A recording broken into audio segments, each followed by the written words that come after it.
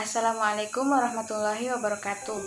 Perkenalkan, nama saya Rabiatul Adawiyah dengan NIM Stambuk A501200060 dari kelas B, Program Studi Bimbingan dan Konseling, Fakultas Keguruan dan Ilmu Pendidikan Universitas Tadulako. Baiklah, langsung saja. Saya akan menjelaskan strategi komunikasi antar pribadi menggunakan bahasa lisan, bahasa tubuh, dan bahasa tulisan. Baiklah, langsung saja. Yang pertama, komunikasi menggunakan bahasa lisan. Komunikasi dalam bahasa lisan adalah bentuk komunikasi dengan mengucapkan kata-kata secara lisan dan langsung kepada lawan bicaranya. Biasanya komunikasi lisan ini dapat dilakukan pada kondisi para personal atau individu yang berkomunikasi berhadapan langsung. Contohnya saat berkomunikasi dengan tatap muka langsung seperti rapat, wawancara, atau dua pihak yang saling mengobrol. Nah, selain itu, komunikasi lisan ini juga dapat dilakukan melalui alat yang berupa komputer yang telah dilengkapi dengan fasilitas konferensi jarak jauh.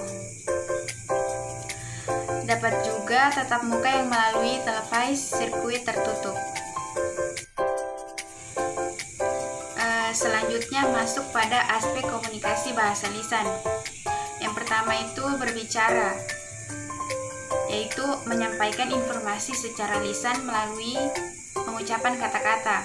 Kemudian yang kedua, mendengarkan, yaitu menerima pesan secara aktif melalui suara dengan menggunakan indera dan juga pikiran. Kemudian untuk contoh komunikasi menggunakan bahasa lisan ada 3. Yang pertama, telepon, seperti berkomunikasi secara jarak jauh. Kemudian yang kedua, radio TV, seperti podcast dalam radio FM. Yang ketiga, face to face, seperti dalam situasi belajar mengajar antara dosen dan mahasiswa, guru dengan murid, ataupun meeting dengan klien. Selanjutnya, masuk pada komunikasi menggunakan bahasa tubuh. Komunikasi ini adalah komunikasi pesan nonverbal atau tanpa kata-kata. Bahasa tubuh merupakan proses pertukaran pikiran dan gagasan di mana pesan yang disampaikan dapat berupa isyarat, ekspresi wajah, pandangan mata, sentuhan, artifak, atau lambang yang digunakan, diam, waktu, suara, serta postur dan gerakan tubuh. Selanjutnya masuk pada contoh komunikasi bahasa tubuh.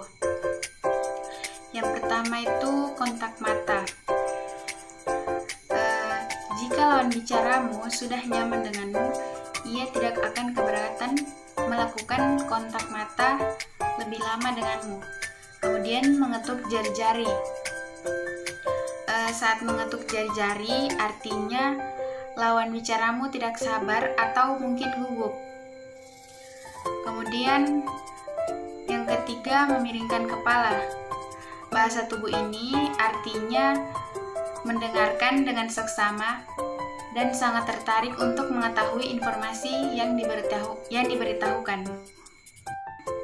Dalam komunikasi bahasa tubuh ini, saya mengambil contoh kasus pada drama Korea Move to Heaven, di mana dalam drama tersebut ada seorang anak yang mengidap sindrom Asperger, yaitu suatu kondisi pada spektrum autisme atau gangguan perkembangan yang memengaruhi kemampuan untuk bersosialisasi dan berkomunikasi secara efektif. Sehingga jika berkomunikasi dengan orang lain, dia akan menggunakan bahasa isyarat atau bahasa tubuh. Begitupun dengan orang lain. Mereka akan menggunakan bahasa isyarat jika berkomunikasi dengannya. kemudian masuk pada komunikasi tertulis. Nah, komunikasi tertulis ini adalah keterampilan yang diperlukan saat menyampaikan maksud secara tertulis. Komunikasi tertulis ini mengandalkan tata bahasa, tanda baca, serta pemilihan kata saat menyampaikan informasi kepada orang lain. Berbeda dengan komunikasi pada umumnya yang menggunakan atau mengandalkan lisan dan nada.